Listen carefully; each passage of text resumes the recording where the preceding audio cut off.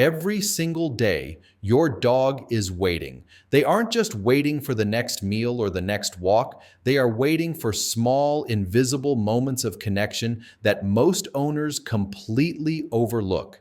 We think we're providing everything they need, but there's a massive difference between a dog that is well fed and a dog that is truly understood. Today, we're counting down 9 things you rarely do for your dog, but absolutely should every single day. We'll start with the subtle art of silence at number 9 and work our way down to the single most powerful bonding habit at number 1. By the end of this video, you'll have a roadmap to transform your dog's behavior, lower their stress levels, and build a level of trust you've never experienced before. Let's dive in with number 9. The silent connection moment. We often think that being a good owner means constantly talking to our dogs. We narrate our day, give commands, and offer good boys. But constant chatter isn't how dogs feel safest. In the canine world, silence is a sign of deep trust. This isn't about staring, which can actually feel confrontational. It's about short, calm, wordless acknowledgement. Just sitting in the same room, making soft eye contact, and offering a gentle nod without the pressure of a command or a conversation.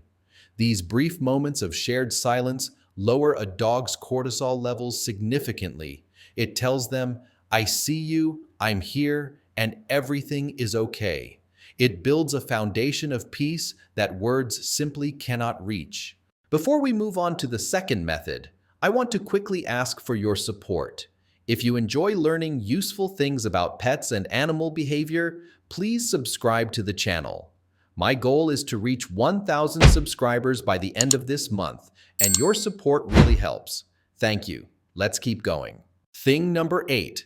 Care for the areas no one touches. Most of us pet our dogs on the head or the back, but stress actually accumulates in the forgotten zones. Think about the spaces between their toes, the base of the ears, or the high-tension muscles in their hips. Thing number 8 is providing intentional, gentle touch to these overlooked areas. Unlike casual petting while you're watching TV, this is focused care. When you mindfully massage these tension points, you're helping your dog release physical stress they've been carrying all day. This isn't just about relaxation, it's about physical comfort, leading to psychological confidence. A dog that feels good in every inch of its body is a dog that reacts less to the outside world and trusts your hands more than ever. Thing number 7. Give real choices, not fake ones. Most dogs live in a state of benevolent captivity. We choose when they eat, where they walk, and who they meet. This lack of agency can lead to a lack of confidence and poor problem-solving skills. Thing number 7 is giving your dog real choices. I'm not talking about letting them run into traffic, but simple daily opportunities for autonomy. On your walk, let them choose whether to go left or right. At home, hold out 2 different toys and let them pick the one they actually want to engage with. When a dog feels they have a say in their life, their confidence soars. Choice strengthens your bond because it transforms you from a manager into a partner who respects their individual preferences. Thing number 6, activate the brain in short bursts. A 2-hour walk is great for the body, but it often leaves the brain completely unstimulated. A tired body with an active, bored mind is a recipe for destructive behavior. Instead of just giving them a treat, hide it in a rolled-up towel or scatter their kibble in the grass. These 5-minute search and think games stimulate their cognition far more than a long stroll. It's the difference between walking on a treadmill and solving a crossword puzzle. By challenging their minds daily, you support long-term brain health and ensure that when they finally rest, they are truly satisfied, both physically and mentally. Thing number 5. Match energy before redirecting it. When your dog is spiraling with excitement or barking at the door, our first instinct is to command them to be calm. But trying to force a high-energy dog into a downstay often fails because the emotional gap is too wide. Thing number 5 is matching their energy for a few seconds before you try to change it. If they are bouncy, move with them. Acknowledge the excitement. This brief emotional synchronization tells the dog you understand how they feel. Once you've caught their energy, you can slowly dial yours down, and they will instinctively follow you. It's about emotional regulation through connection rather than just barked commands. Transitions are much smoother when you meet them where they are first. Thing number 4, introduce safe, small variation. While routine is important for safety, an overly rigid life makes a dog fragile. If one small thing changes, a new guest, a different route, a loud noise, a dog addicted to a perfect routine may crumble. This isn't about creating chaos. It's about small resilience builders. Feed them in a different room occasionally, or walk on the other side of the street. These tiny shifts teach your dog that change is not a threat. By practicing adaptability in a safe environment, you are preparing them for the real-life disruptions that are bound to happen. You're raising a dog that is resilient, not just one that is well-trained. Thing number 3, give your dog a real role. Dogs were bred for centuries to do jobs, yet most modern dogs are unemployed.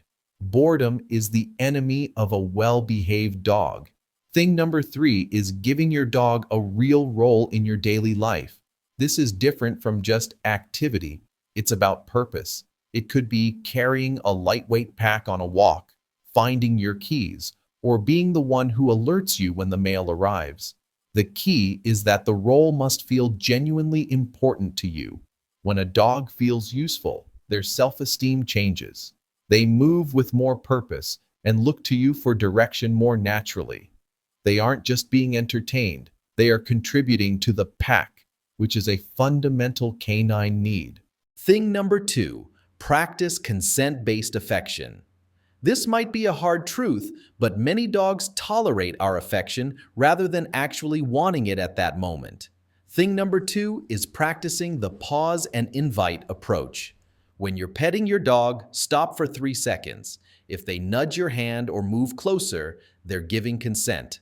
If they look away or move off, they've had enough.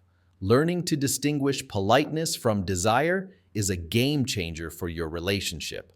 When your dog realizes that you won't force affection on them, they actually start seeking it out more often. It creates a massive boost in trust because they know their boundaries are safe with you. True intimacy is always built on consent. Thing number 1, end the day with emotional presence. The most powerful thing you can do for your dog happens in the 10 minutes before sleep.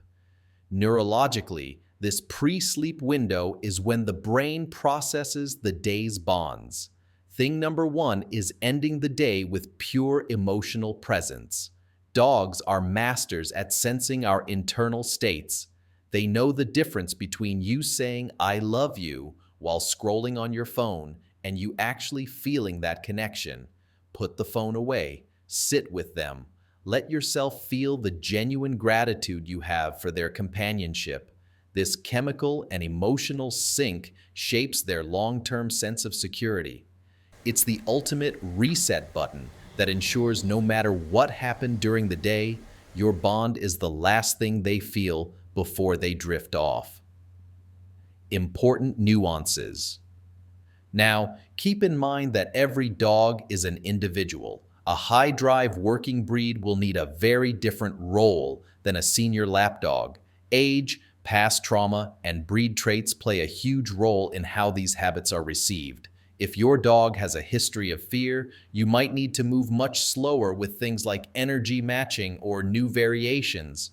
Progress is never a straight line, and it's always better to prioritize progress over perfection. If something feels like it's causing stress instead of reducing it, back off and adapt. The goal isn't to follow a rigid script, but to become a better observer of the unique animal living in your home. Conclusion: your dog's inner world is shaped by the small, consistent actions you take every single day. You don't have to do all 9 of these perfectly starting tomorrow. Just pick one, maybe the silent connection or the pause and invite, and start there. You'll be amazed at how quickly your dog notices the shift. Which of these numbers surprised you the most? Is there something you've been doing intuitively that worked? Let me know in the comments below. If you want to dive deeper into the science of how dogs think, make sure to subscribe and check out our next video right here. Thanks for watching, and give your dog a choice for a treat today.